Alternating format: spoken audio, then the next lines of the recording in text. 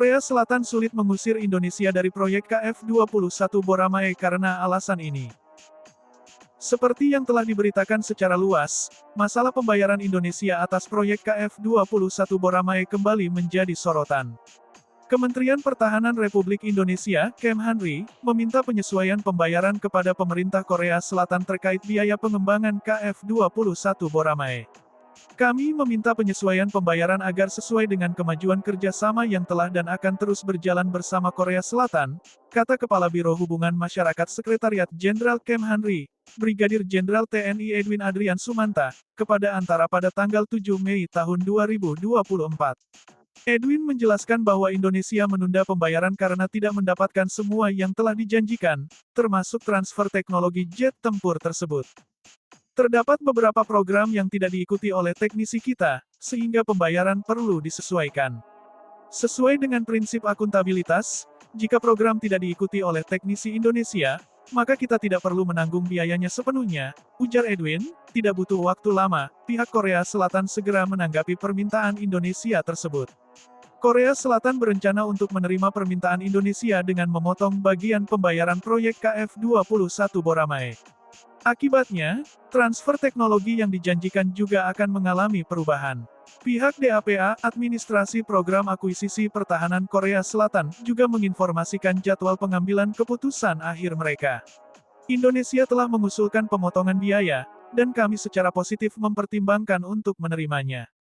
Kemungkinan keputusan akan diambil di akhir bulan Mei setelah berkonsultasi dengan kementerian terkait, termasuk Kementerian Pertahanan dan Keuangan, ujar DAPA. Seperti dikutip oleh The Korea Economic Daily pada tanggal 8 Mei tahun 2024. Pertanyaannya, mengapa Korea Selatan tidak mengeluarkan Indonesia dari proyek jet tempur ini? Toh, ide membangun KF-21 Boramae datang dari mereka, sedangkan Indonesia hanya mitra. Mendiang Presiden Kim ingin membangun jet tempur canggih yang dibuat oleh Korea Selatan.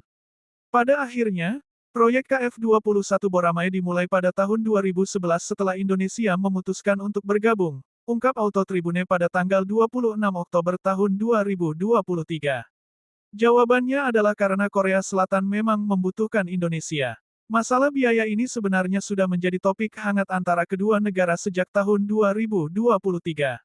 Indonesia sebenarnya harus melunasi pembayaran pada tahun itu, namun pada akhirnya tidak dibayarkan sampai jatuh tempo. Sejak masalah itu, sebenarnya sudah ada beberapa pihak khususnya dari Korea Selatan, yang ingin mengeluarkan Indonesia dari proyek KF-21 Boramae. Namun, karena beberapa pertimbangan, Korea Selatan tetap mempertahankan hubungan kemitraan dengan Indonesia. Hal itu dijelaskan langsung oleh Direktur DAPA, Eom Dong-hwan, yang mengatakan bahwa mengusir Indonesia adalah keputusan yang tidak bijak.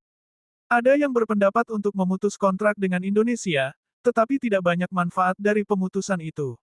Indonesia sebagai penerima ekspor pertama KF-21 Boramae akan membantu kita mencapai skala ekonomi balik modal. Di sisi lain, tidak ada negara selain Indonesia yang ingin bergabung dengan proyek ini, ujar Dong-hwan, dikutip oleh News 1 pada tanggal 6 Oktober tahun 2023. Oleh sebab itu, Korea Selatan tetap mempertahankan kemitraannya dengan Indonesia walaupun ada kendala pembiayaan.